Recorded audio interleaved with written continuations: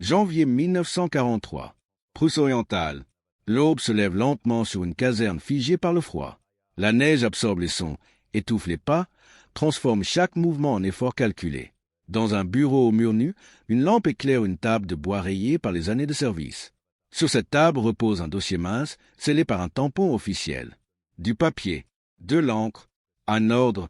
À l'extérieur, les moteurs des camions SS grondent à intervalles réguliers, rappel mécanique de l'autorité qui règne désormais au-dessus de toutes les autres. À l'intérieur, un officier de la Wehrmacht reste immobile. Son uniforme est impeccable, conforme aux règlements anciens, ceux d'une armée qui se voulait autrefois professionnelle, disciplinée, séparée de la politique. Ses mains ne tremblent pas, mais son regard ne quitte pas le document. Il sait ce que ce papier exige. Il sait aussi ce qu'il viole. Depuis des années, les lignes ont été brouillées entre devoir militaire et idéologie. Mais ce matin-là, une frontière invisible devient nette. Ce n'est plus une question de stratégie. C'est une question d'obéissance absolue ou de refus. Et dans le Troisième Reich, refuser n'est jamais un acte solitaire. Au début de l'année 1943, l'Allemagne nazie se trouve à un point de bascule qu'aucun communiqué officiel n'admet encore ouvertement. À l'Est, la bataille de Stalingrad vient de s'achever dans un silence lourd de conséquences. Le 31 janvier, le maréchal Friedrich Paulus capitule avec la 6e armée. Pour la première fois, une formation allemande entière est détruite, non par manque de bravoure, mais par l'effondrement d'une illusion stratégique. Plus de 90 000 soldats allemands sont faits prisonniers. Peu reviendront. Cette défaite, dissimulée dans la propagande, agit pourtant comme un choc interne. Elle fissure la certitude d'invincibilité sur laquelle reposait l'autorité du régime. À Berlin, la réponse n'est pas l'introspection, mais le durcissement. Le pouvoir réel se concentre encore davantage entre les mains d'Adolf Hitler et de ceux qui incarnent sa vision idéologique la plus radicale. Les SS, dirigés par Heinrich Himmler, ne sont plus simplement une organisation paramilitaire. Elles sont devenues un État dans l'État, doté de leurs propres tribunaux, de leurs forces armées, de leur réseau de renseignement et de leur camp. Leur loyauté n'est pas envers l'Allemagne en tant que nation, mais envers une idée raciale et un Führer présenté comme infaillible. Face à elle, la Wehrmacht existe toujours, massive, organisée, compétente sur le plan technique. Mais son autonomie se réduit. Depuis 1938, et plus encore depuis le début de la guerre à l'Est, l'armée régulière a été progressivement dépouillée de sa capacité à définir seule ce qui est légal ou non. Les anciennes notions de droit militaire, héritées de la tradition prussienne, sont subordonnées à des ordres spéciaux, souvent oraux, parfois délibérément vagues. Les fameux commissaires Befehl et autres directives de sécurité ont ouvert la voie à une violence systématique, présentée comme une nécessité stratégique. Pour beaucoup d'officiers, cette évolution est vécue comme une dégradation lente plutôt qu'une rupture brutale. Les ordres arrivent signés par le haut commandement. Les conséquences d'un refus sont connues, mais rarement écrites. Arrestation par la Gestapo. Cour martiale spéciale. Dégradation. Disparition. La peur fonctionne d'autant mieux qu'elle est imprévisible. Dans cet environnement, la majorité choisit l'adaptation silencieuse. Non par fanatisme, mais par survie institutionnelle. Pourtant, la coexistence entre la Wehrmacht et les SS n'a jamais été harmonieuse. Sur le front de l'Est, les tensions sont constantes. Les unités SS mènent des opérations dites de pacification, qui consistent en réalité en des massacres de civils. Les officiers de l'armée régulière voient les conséquences tactiques de ces méthodes. Villages hostiles, réseaux de partisans renforcés, chaos logistique. Certains protestent par écrit. D'autres consignent leurs objections dans des journaux personnels. Très peu osent aller plus loin. Les archives montrent que dès 1941, des rapports internes de la Wehrmacht signalent que les actions des SS compromettent la discipline et l'efficacité militaire. Ces documents existent, ils sont factuels, mais ils restent enfermés dans des tiroirs. La hiérarchie comprend le message, puis l'enterre, car s'opposer frontalement aux SS, c'est s'opposer à la volonté politique du régime lui-même. C'est dans ce climat que se forme la situation de janvier 1943. Un Reich sous pression militaire. Un appareil idéologique qui se raidit, une armée régulière prise en étau entre tradition professionnelle et obéissance totale. Et au milieu de cette structure, un officier isolé, confronté non pas à un choix abstrait, mais à un ordre précis, daté, signé, qui engage sa responsabilité personnelle. Ce contexte n'est pas celui d'un geste héroïque soudain. Il est celui d'une lente accumulation de renoncements, jusqu'au moment où le dernier devient impossible. Au fil de l'année 1943, la transformation de l'appareil militaire allemand s'accélère. La défaite de Stalingrad n'a pas seulement coûté des hommes et du matériel. Elle a profondément modifié l'équilibre du pouvoir à l'intérieur du Reich. Là où la Wehrmacht conservait encore, au début de la guerre, une certaine autorité morale et opérationnelle, elle se retrouve désormais sous surveillance permanente. Les SS ne sont plus un outil complémentaire. Elles deviennent un organe de contrôle. Heinrich Himmler étend méthodiquement son influence. En août 1943, il est nommé ministre de l'Intérieur du Reich, fusionnant ainsi pouvoir policier et autorité idéologique. Mais bien avant cette date, son emprise est déjà visible. Les unités SS sont présentes sur les arrières, dans les zones occupées, dans les centres logistiques. Elles observent, elles consignent, elles interviennent. La frontière entre sécurité et intimidation disparaît. Dans les états-majors de la Wehrmacht, cette présence est ressentie comme une menace latente. Les officiers savent que leurs communications peuvent être surveillées, que leurs décisions peuvent être remises en cause par des hommes ne relevant pas de leur chaîne de commandement. Des dossiers sont constitués. Les carrières peuvent s'interrompre sans explication. Les mots comptent. Les silences aussi. Les sources contemporaines, notamment les rapports internes conservés après-guerre, éveillent une atmosphère de méfiance constante. Certains officiers cessent de tenir des journaux personnels. D'autres détruisent des lettres. La peur n'est pas spectaculaire. Elle est administrative. Elle s'exprime par des convocations, des retards inexpliqués, des absences qui ne sont jamais justifiées officiellement. Dans ce contexte, le rôle du droit militaire change de nature. La notion de responsabilité individuelle, autrefois centrale dans la tradition prussienne, est progressivement remplacée par celle d'obéissance idéologique. Les tribunaux militaires spéciaux, souvent influencés par les SS, jugent non plus des actes, mais des intentions supposées. La loyauté est évaluée en fonction de l'alignement politique, non du respect des règles. C'est précisément là que se situe la fracture. Certains officiers, formés avant 1933, ont prêté serment à l'État et à l'armée, non à une vision raciale du monde. Ils ont accepté, parfois sans résistance, l'évolution du régime. Mais à mesure que les ordres deviennent plus explicites, exécutions sommaires, déportations, destruction délibérée de populations civiles, le fossé entre devoirs militaires et crimes idéologiques se creuse. Les SS, de leur côté, ne tolèrent pas cette ambiguïté. Dans leur conception, toute hésitation est une faiblesse. Toute objection est une trahison potentielle. Les archives de la Gestapo montrent que plusieurs officiers de la Wehrmacht sont arrêtés entre 1942 et 1943 pour attitude défaitiste ou manque de fiabilité politique. Les accusations sont vagues. Les peines sont sévères. L'exemple doit être dissuasif.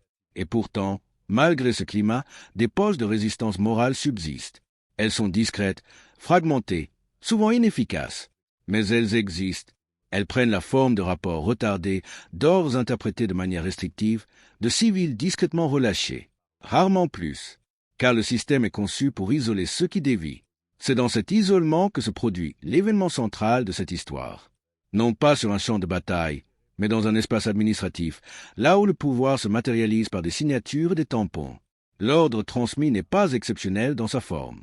Il l'est parce qu'il exige une coopération directe avec une action SS dont les conséquences sont connues, documentées, irréversibles. À cet instant, l'officier comprend que l'ambiguïté n'est plus possible. Obéir, c'est devenir complice. Refuser, c'est s'exposer à un système qui ne pardonne pas. La décision ne concerne plus seulement sa carrière ou sa survie. Elle engage le sens même de ce qu'il croit être un officier allemand. Et c'est précisément ce basculement intérieur qui ouvre la voie à l'examen des différents angles de cette confrontation silencieuse. L'angle humain est le premier à apparaître, car c'est lui qui supporte tous les autres. L'officier n'est pas un idéologue, ni un conspirateur. Il est le produit d'une formation rigoureuse, façonnée par des années de discipline, de hiérarchie et de respect du règlement. Sa vie est structurée par des codes clairs. Les ordres se donnent par écrit. Les responsabilités sont définies. Les fautes sont jugées selon des procédures établies. Ce cadre, qui a longtemps donné un sens à son engagement, est désormais détourné pour justifier l'arbitraire. Les témoignages indirects issus de journaux d'officiers et de correspondances privées révèlent un même sentiment récurrent, la solitude. Ceux qui doutent n'en parlent pas. La méfiance est devenue une seconde nature. Dans les messes, les conversations restent superficielles. Les regards se détournent lorsque certains sujets apparaissent. L'officier comprend rapidement que le silence est une forme de protection collective, mais aussi une prison morale. Vient ensuite l'angle institutionnel. La Wehrmacht, en théorie, conserve une structure hiérarchique claire. En pratique, elle est contournée.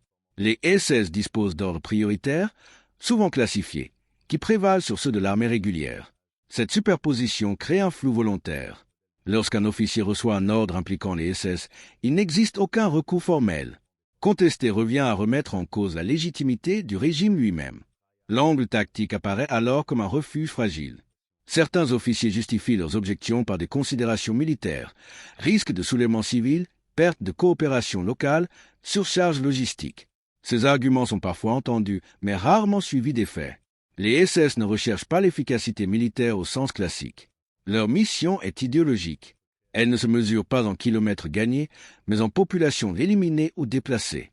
L'angle ennemi, paradoxalement, éclaire davantage la situation. Les services de renseignement alliés, notamment britanniques, notent dès 1942 les tensions internes au commandement allemand.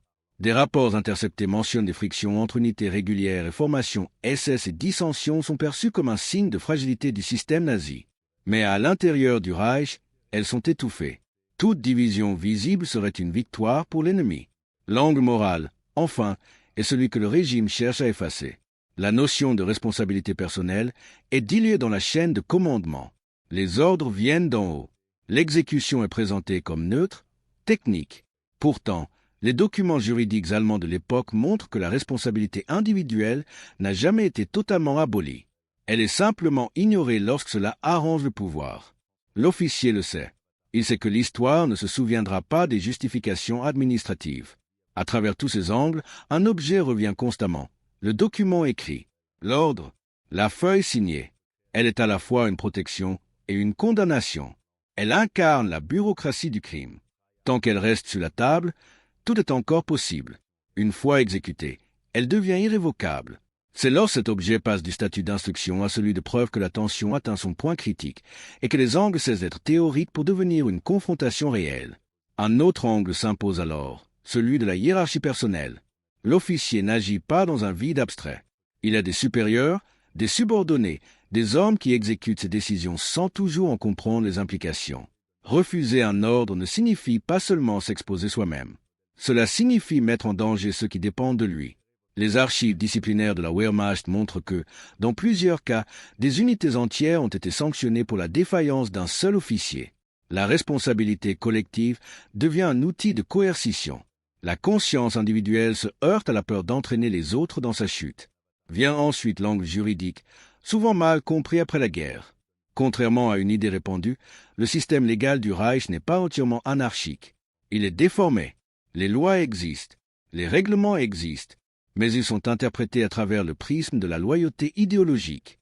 Les SS disposent de juridictions parallèles, mais celles-ci ne sont jamais officiellement présentées comme illégales.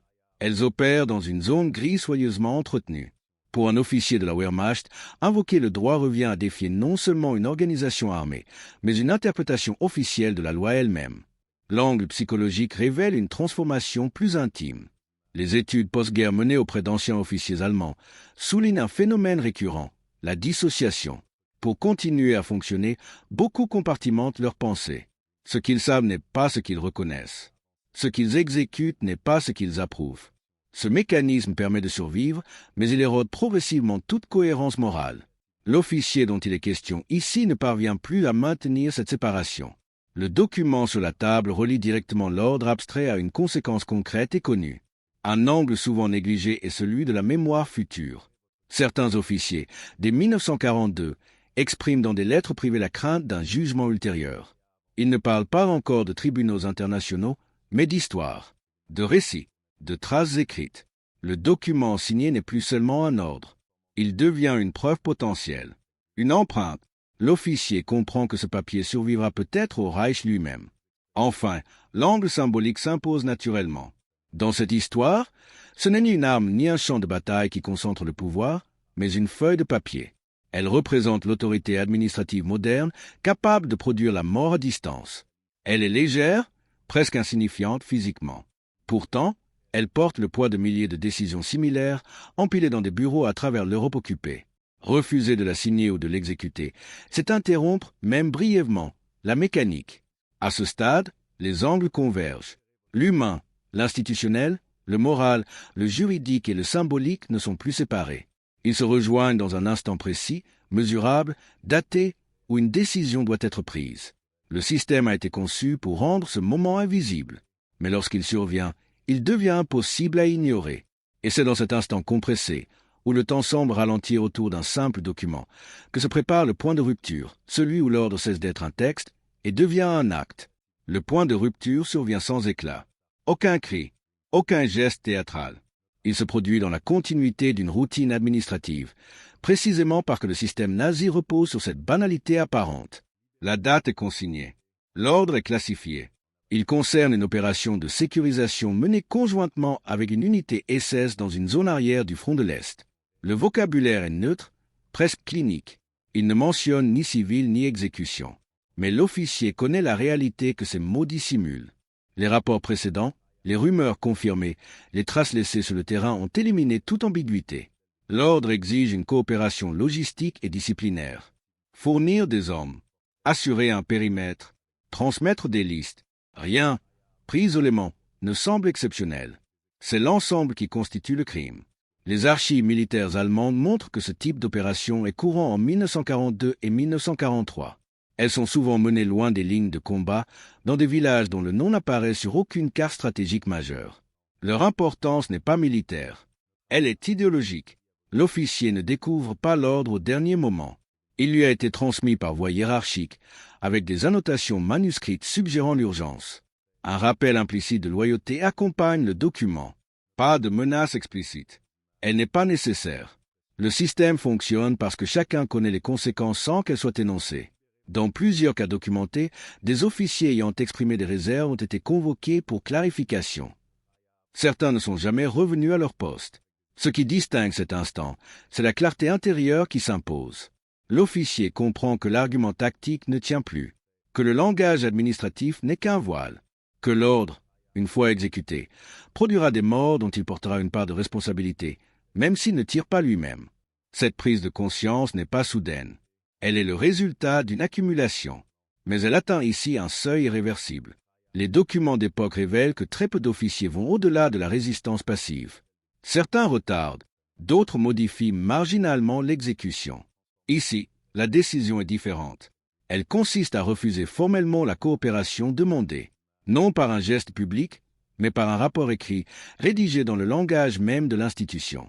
Le texte invoque des incompatibilités de commandement, des risques disciplinaires, une absence de base légale claire. Ce sont des mots choisis avec soin. Ils s'inscrivent dans la tradition militaire allemande.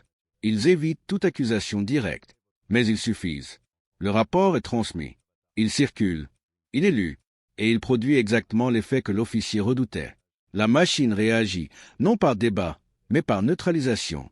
Les SS n'ont pas besoin de répondre sur le fond. L'existence même du refus constitue une insubordination idéologique. Le dossier change de nature. Il n'est plus opérationnel. Il devient personnel. Dans les heures qui suivent, des signaux apparaissent. Une convocation reportée. Un officier de liaison remplacé. Une communication interrompue. Ce sont des détails, mais ils forment un schéma familier pour ceux qui ont observé les purs internes. Le refus n'a pas stoppé l'opération. Les SS poursuivent leur action avec d'autres moyens. Mais quelque chose a changé. Une faille a été ouverte dans l'illusion d'un consentement total. À ce moment précis, l'officier cesse d'être simplement un rouage réticent. Il devient un problème à résoudre. Et dans le Reich de 1943, les problèmes de ce type ne restent jamais longtemps sans réponse. La réponse ne tarde pas, mais elle ne prend pas la forme d'une arrestation immédiate. Le système préfère d'abord isoler. L'officier est retiré de la chaîne de commandement sans explication officielle. Son unité reçoit de nouvelles instructions signées ailleurs. Les communications directes cessent. Il reste physiquement présent, mais administrativement absent. Cette méthode est documentée dans plusieurs cas similaires. Elle évite le scandale, maintient l'apparence de discipline et laisse le temps à l'appareil de décider du sort final. Dans les jours qui suivent, le dossier s'épaissit. Des éléments biographiques sont ajoutés. Anciennes affectations, relations personnelles, formation antérieure à 1933. Tout devient pertinent. Les SS ne cherchent pas seulement une faute. Ils cherchent une incompatibilité. Une preuve que l'individu n'est pas totalement aligné avec l'idéologie dominante. Les archives de la Gestapo montrent que ce type d'enquête rétroactive est courant. Elle transforme un acte ponctuel en symptôme d'une déviance plus large. L'officier est finalement convoqué pour un entretien. Les documents postérieurs à la guerre indiquent que ces rencontres se déroulent rarement dans un cadre militaire classique. Elles ont lieu dans des bureaux civils, anonyme où la hiérarchie n'est plus visible par les insignes, mais par le contrôle de l'espace. Aucun compte rendu officiel n'est conservé. Ce silence archivistique est en lui-même révélateur. Il marque la transition entre la justice militaire et le pouvoir policier. Ce qui est certain, c'est que l'argumentation rationnelle n'a plus de poids. Les justifications écrites, soigneusement formulées, sont requalifiées comme prétexte. Le refus n'est pas interprété comme une divergence professionnelle, mais comme une attitude hostile. Dans le langage interne des SS, cela suffit. La frontière entre désobéissance et trahison est volontairement floue. Elle permet toutes les sanctions. L'issue exacte varie selon les sources, mais le schéma est constant. L'officier est écarté définitivement de toute fonction de commandement. Il est soit muté dans une unité sans influence, soit placé en détention préventive, soit transféré sous une juridiction spéciale. Dans certains cas documentés, des officiers ayant défié les SS disparaissent dans le système carcéral sans jugement public. Leur nom cesse d'apparaître dans les registres opérationnels. Administrativement, ils n'existent plus. Ce qui rend cet épisode singulier n'est pas son efficacité immédiate. Le refus n'a pas sauvé l'opération ciblée. Les civils concernés n'ont pas été protégés par cet acte isolé. La machine de destruction a continué, mais le geste a produit un effet moins visible, plus durable. Il a montré que l'obéissance totale n'était pas universelle, qu'elle devait être imposée, et que, parfois, elle rencontrait une limite. Les rapports internes montrent que les SS accordent une attention particulière à ce type de déviation, non parce qu'elle est fréquente, mais parce qu'elle est dangereuse symboliquement. Un refus écrit, formulé dans le langage du droit militaire, rappelle que le régime repose sur une contrainte permanente. Il révèle la fragilité de son autorité morale. C'est pour cette raison que la réaction est disproportionnée. Le système ne punit pas seulement l'acte, il efface la possibilité qu'il se reproduise. À partir de cet instant, l'histoire de l'officier se confond avec celle de son dossier. Son nom circule à voix basse. Il devient un exemple silencieux, un avertissement. Les autres officiers comprennent le message sans qu'il soit formulé. Ils voient ce qui arrive à ceux qui transforment leurs doutes en actes formels. Le papier, autrefois symbole de l'égalité, est désormais perçu comme un piège. Et pourtant, malgré cette répression, quelque chose persiste. Le refus existe dans les archives. Il n'a pas été détruit. Il a été classé, conservé. Des années plus tard, il réapparaîtra comme une trace matérielle d'une autre Allemagne possible, celle qui n'a jamais eu le pouvoir, mais qui a laissé des signes. Ce moment marque la fin de l'action directe, mais il ouvre une phase nouvelle, celle des conséquences visibles et invisibles, individuelles et collectives, qui s'étendent bien au-delà du destin d'un seul homme. Les conséquences immédiates ne se mesurent pas en communiqués officiels, mais en absence. Le nom de l'officier disparaît des ordres du jour. Ses décisions ne sont plus citées. Les rapports qu'il a signés auparavant continuent de circuler, mais sans référence à leur auteur. Cet effacement progressif est une méthode éprouvée. Elle permet au système de corriger une anomalie sans reconnaître qu'elle a existé. Dans les archives de la Wehrmacht, ce type de disparition administrative est visible à travers des ruptures soudaines dans les dossiers de carrière. Pour l'unité qu'il commandait, l'impact est immédiat. Un remplaçant est nommé, souvent issu d'un milieu plus idéologiquement fiable. Les consignes changent subtilement. La coopération avec les SS devient plus fluide, plus automatique. Les hommes comprennent sans qu'on leur explique. La disparition d'un officier n'est jamais neutre. Elle redéfinit les limites de ce qui est acceptable. Dans ce cas précis, le message est clair. La prudence morale n'a pas sa place dans un système en guerre idéologique. À un niveau plus large, l'événement s'inscrit dans une série de purges discrètes. Entre 1942 et 1944, plusieurs officiers de la Wehrmacht sont écartés pour des raisons officiellement floues, mais idéologiquement explicites. Les chiffres exacts varient selon les sources, mais les historiens s'accordent sur une augmentation notable des arrestations internes liées à des défaillances politiques. Ces cas ne font pas la une. Ils sont traités en interne, précisément pour éviter toute contamination morale. Les SS tirent de ces épisodes une leçon stratégique. Ils n'ont pas besoin d'une obéissance enthousiaste. Une obéissance résignée suffit. Le but n'est pas de convaincre, mais de neutraliser. Les archives montrent que les officiers considérés comme peu fiables sont rarement exécutés immédiatement. Ils sont déplacés, isolés, privés de toute influence. Cette gestion graduée de la dissidence permet de maintenir l'efficacité globale sans provoquer de rupture ouverte avec la Wehrmacht. Pour l'officier lui-même, les conséquences sont plus profondes que la perte de son poste. Il entre dans une zone grise où son statut n'est jamais clairement défini. Il n'est ni innocenté ni condamné publiquement. Cette indétermination est psychologiquement lourde. Les témoignages postérieurs d'officiers ayant subi des mesures similaires évoquent un sentiment d'effacement de soi, comme si l'identité militaire, construite sur des années de service, avait été retirée sans explication. Sur le plan opérationnel, le refus n'a pas modifié le cours immédiat de la guerre. Les opérations SS se poursuivent. Les villages continuent de disparaître des cartes. Les chiffres de déportation augmentent. Mais l'existence de ce refus laisse une trace. Elle apparaît dans des notes marginales, dans des correspondances internes, dans des avertissements adressés à d'autres commandants. Le système se souvient, même lorsqu'il fait semblant d'oublier. À mesure que la guerre avance et que la situation militaire se dégrade, la pression idéologique s'intensifie. Les SS élargissent leur contrôle, notamment sur les unités de Volkssturm et sur les formations de la fin de guerre. La Wehrmacht, affaiblie, n'a plus la capacité de résister, même passivement. Dans ce contexte, l'acte de janvier 1943 prend une dimension rétrospective. Il apparaît comme un moment où une alternative, aussi fragile soit-elle, a brièvement existé. Cette alternative n'a pas triomphé. Elle n'a pas changé la structure du pouvoir. Mais elle a modifié la perception interne. Elle a montré que la discipline militaire pouvait entrer en conflit avec l'idéologie sans se dissoudre immédiatement. Et cette tension, une fois révélée, ne disparaît jamais complètement. Alors que le Reich s'enfonce dans une guerre de plus en plus totale, les conséquences de ce geste isolé se déplacent du présent vers la mémoire, un terrain où le contrôle est moins absolu et où les traces, même minimes, peuvent survivre. À mesure que l'année 1944 progresse, le sang individuel de l'officier se dissout dans l'effondrement général du Reich. Les archives deviennent fragmentaires. Les transferts se multiplient. Les structures administratives se replient sous les bombardements alliés. Dans ce chaos croissant, les cas comme le sien ne sont plus traités comme des exceptions à corriger, mais comme des éléments secondaires d'un système en train de se désagréger. Pourtant, même dans la débâcle, la logique idéologique persiste. Les SS continuent de fonctionner jusqu'au dernier mois, parfois jusqu'au dernier jour, avec une rigueur presque intacte. Pour les historiens d'après-guerre, retracer précisément la fin de cet officier relève d'un travail d'archéologie documentaire. Son nom apparaît dans des listes incomplètes. Dans certains dossiers, il est mentionné comme affecté ailleurs. Dans d'autres, il est simplement rayé. Ce flou n'est pas accidentel. Il reflète la manière dont le régime traitait ceux qui ne pouvaient être ni célébrés ni publiquement condamnés. Ils étaient laissés dans un entre-deux, ni martyrs ni héros, mais témoins involontaires d'une fracture interne. Après la capitulation allemande de mai 1945, cette fracture devient visible. Lors des interrogatoires alliés et des procès ultérieurs, plusieurs officiers de la Wehrmacht invoquent l'obéissance aux ordres pour justifier leur participation aux crimes du régime.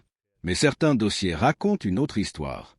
Ils montrent que des refus, même rares, ont existé, qu'ils ont été punis, et que ces punitions prouvent que l'alternative, aussi coûteuse soit-elle, était réelle.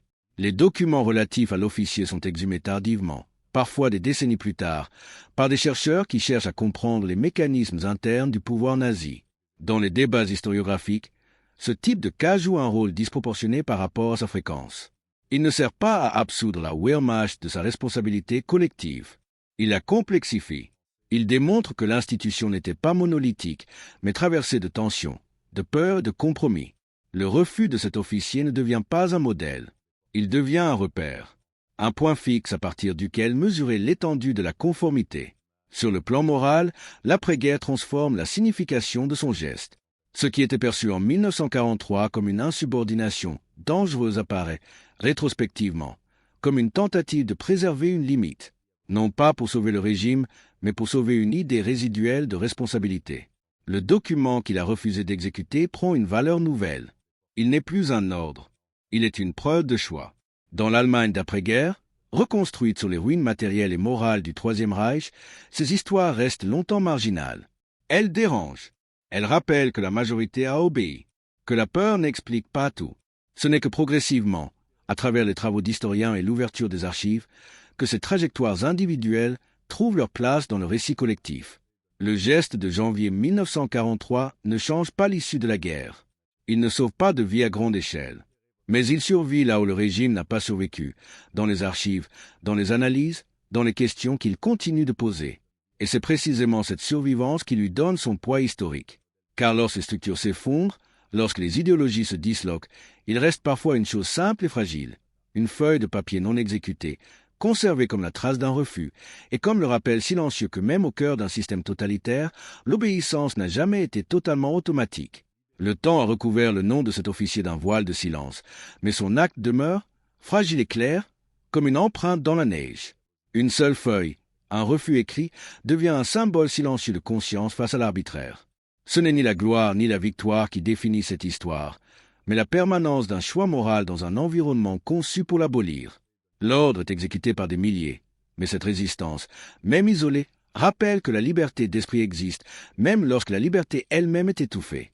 Le document, objet banal dans une bureaucratie militaire, devient ici un miroir de la société qu'il reflète.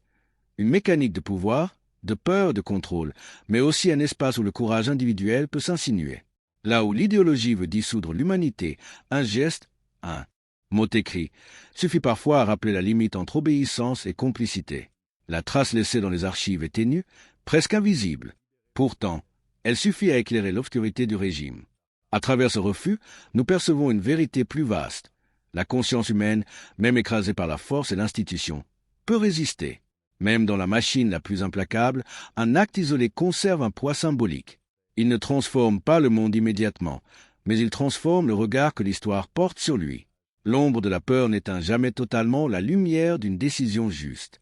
Dans les archives, dans les mémoires, dans le silence des bureaux désertés, cette feuille de papier continue de parler. Elle nous rappelle que la liberté n'est pas seulement un droit proclamé. Elle est le résultat de choix, parfois solitaires, souvent invisibles, mais toujours irréductibles. Et que, parfois, la plus grande preuve de démocratie et d'humanité n'est pas l'explosion spectaculaire d'une bataille, mais le calme refus d'un ordre qui aurait dû être exécuté.